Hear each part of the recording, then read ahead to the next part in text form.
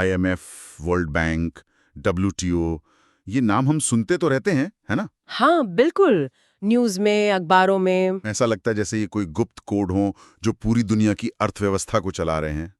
पर ये असल में हैं क्या और करते क्या हैं? आज की हमारी इस खास चर्चा में हम इन्हीं अंतर्राष्ट्रीय आर्थिक संगठनों की दुनिया को समझने की कोशिश करेंगे। ये मॉड्यूल ए क्लास 9 का सत्र है। और ये समझना बहुत दिलचस्प है कि इनमें से ज्यादातर बड़ी संस्थाओं की जड़ें वो दूसरे विश्व युद्ध के बाद की दुनिया में है। अच्छा? हाँ, 1944 में ब्रेटन वुड्स नाम की एक जगह पर एक बहुत बड़ी मीटिंग हुई थी। उसी मीटिंग ने, आप कह सकती हैं, कि वैश्विक अर्थव्यवस्था की आज की तस्वीर को शक्ल दिया। ठीक है, तो चलिए इसे खोल कर देखते हैं। शुरुआत करते हैं इंटरनेशनल मॉनेटरी फंड यानी IMF से। इसका मुख्य लक्ष्य क्या है? देखिए, कागज पर तो इसका उद्देश्य अपने 190 सदस्य देशों के लिए लंबी अवधि में आर्थिक विकास और समृद्धि सुनिश्चित करना है। पर असल में IMF एक तरह से दुनिया का फाइनेंशियल डॉक्टर है। फाइनेंशियल डॉक्टर ये अच्छा कहा आपने। मतलब जब किसी देश की अर्थव्यवस्था बीमार पड़ती है। हाँ बिल्कुल, खास तौर पर जब उसका बैलेंस ऑफ पेमेंट्स बिगड़ जाता है, मतलब देश में डॉलर आ कम रहे हैं और जा ज्यादा रहे हैं, तब IMF आता है मदद के लिए। और वो मदद लोन के रूप में होती है ना? हाँ, वो वित्तीय मदद देते हैं ताकि देश दिवालिया होने से बच जाए। लेकिन इसके साथ ही वो कुछ शर्तें भी रखते हैं, जिसे स्ट्रक्चरल एडजस्टमेंट कहते हैं। अच्छा, वही कड़वी दवाई वाली बात। बिल्कुल। इसके अलावा वो सदस्य देशों की आर्थिक नीतियों पर नजर भी रखते हैं, एक तरह का रेगुलर हेल्थ चेकअप, और कम आय वाले देशों में गरीबी से लड़ने में भी मदद करते हैं। और जहां तक भारत की बात है, हाँ, हमारी सामग्री कहती है कि भारत तो इसके संस्थापक सदस्यों में से एक है। हाँ बिल्कुल। और जो भी भारत का वित्त मंत्री होता है वो अपने आप IMF के बोर्ड ऑफ गवर्नर्स में गवर्नर बन जाता है। सही बात है। और आज तो भारत IMF में छठा सबसे बड़ा कोटा धारक भी है। छोटा सबसे बड़ा, इसका मतलब क्या हुआ? हमें वोटिंग का कितना हक मिलता है? हमें करीब 2.63% वोटिंग शेयर मिलता है। और इसी कोटे से जुड़ा हुआ एक और शब्द है SDRs, स्पेशल ड्राइंग राइट्स। ये क्या चीज है? ये कोई करेंसी है? नहीं, SDR कोई करेंसी नहीं है। ये IMF का बनाया हुआ एक, आप कह सकती हैं कि एक इंटरनेशनल रिजर्व एसेट है। मतलब आसान शब्दों में? आसान शब्दों में, ये कोई नोट या सिक्का नहीं है, ये बस एक क्लेम है। इसकी कीमत दुनिया की 5 बड़ी करेंसियों पर आधारित है: अमेरिकी डॉलर, यूरो, चीनी रेनमिनबी, जापानी येन और ब्रिटिश पाउंड। अच्छा, तो ये एक तरह का वर्चुअल पैसा है जो सिर्फ देशों के बीच चलता है। बिल्कुल। ठीक है, तो IMF हो गया फाइनेंशियल डॉक्टर। अब आते हैं वर्ल्ड बैंक पर। ये IMF से कैसे अलग है? ये बहुत अच्छा सवाल है। देखिए, वर्ल्ड बैंक का जन्म भी ब्रेटन वुड्स में ही हुआ था, और इसका शुरुआती लक्ष्य तो विश्व युद्ध के बाद यूरोप का पुनर्निर्माण करना था।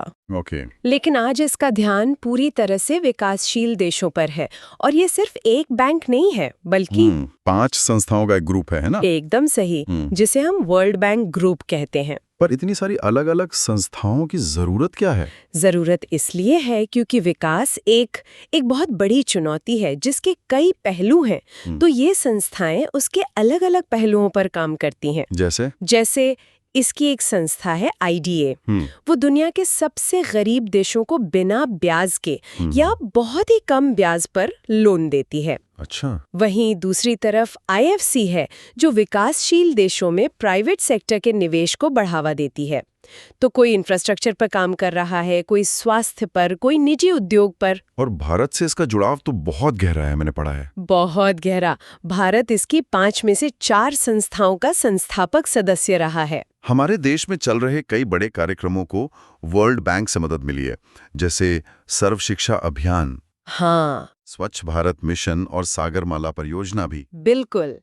तो अगर हम इसे संक्षेप में कहें, तो अगर IMF वैश्विक अर्थव्यवस्था का वित्तीय डॉक्टर है, हाँ, जो स्थिरता बनाए रखता है, तो वर्ल्ड बैंक एक लॉन्ग टर्म कंस्ट्रक्शन पार्टनर की तरह है, जो विकास परियोजनाओं को बनाने में मदद करता है। ये बहुत अच्छी तरह से समझाया आपने।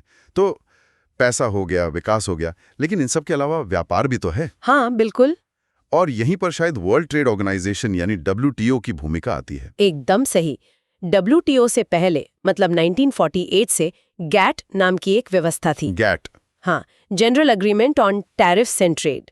फिर 1995 में WTO की स्थापना हुई, जिसका मुख्यालय जनेवा में है। और इसका मुख्य काम क्या है? इसका मुख्य काम है देशों के बीच व्यापार के लिए नियम बनाना, बातचीत के लिए एक मंच देना और अगर कोई व्यापार संबंधी विवाद हो तो उसे सुलझाना। मतलब ये अंतर्राष्ट्रीय व्यापार का रेफरी है। रेफरी, ठीक है। और भारत गैट के समय से ही इसका सदस्य रहा है। WTO में भारत की आवाज को कितना सुना जाता है? बहुत मजबूती से सुना जाता है। WTO में भारत को विकासशील देशों की एक बहुत मजबूत आवाज माना जाता है। अच्छा। जैसे हाल ही में WTO की 12वीं मंत्री स्तरीय बैठक हुई। हाँ। उसमें भारत ने मछली पकड़ने पर दी जाने वाली सब्सिडी और खाद्य सुरक्षा जैसे मुद्दों पर एक बहुत बहुत महत्वपूर्ण भूमिका निभाई। तो अब तक हमने इन 3 बड़ी संस्थाओं की बात की, IMF, वर्ल्ड बैंक और WTO। लेकिन कहानी सिर्फ यहीं तक तो सीमित नहीं है ना?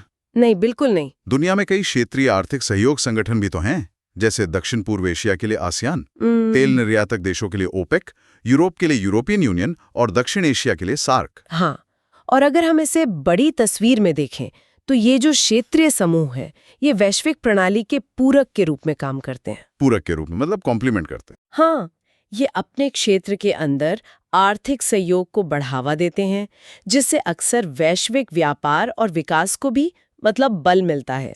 तो आज की इस पूरी चर्चा को अगर हम समेटें तो हमने देखा कि कैसे IMF मौद्रिक स्थिरता, वर्ल्ड बैंक विकास और WTO व्यापार को नियंत्रित करता है। बिल्कुल। और हमने ये भी देखा कि इन तीनों ही वैश्विक संस्थाओं में भारत की भूमिका कितनी ज्यादा महत्वपूर्ण है। हाँ, और इस सब पर विचार करते हुए एक सवाल मेरे मन में आता है। बताइए। हमारे स्रोत में आज की अंतर्राष्ट्रीय आर्थिक समस्याओं का जिक्र है, जैसे कि महंगाई, सप्लाई चेन में रुकावट और जियोपॉलिटिकल तनाव। सही बात है। तो इन नई चुनौतियों को देखते हुए क्या ये लगभग 75-80 साल पुरानी संस्थाएं आज भी उतनी ही प्रासंगिक हैं या फिर उन्हें 21वीं सदी के लिए खुद को बदलने की जरूरत है? ये एक सोचने वाली बात है, वाकई।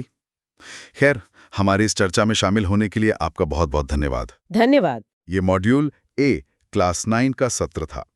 अगले सत्र के लिए हमारे साथ जरूर जुड़ें।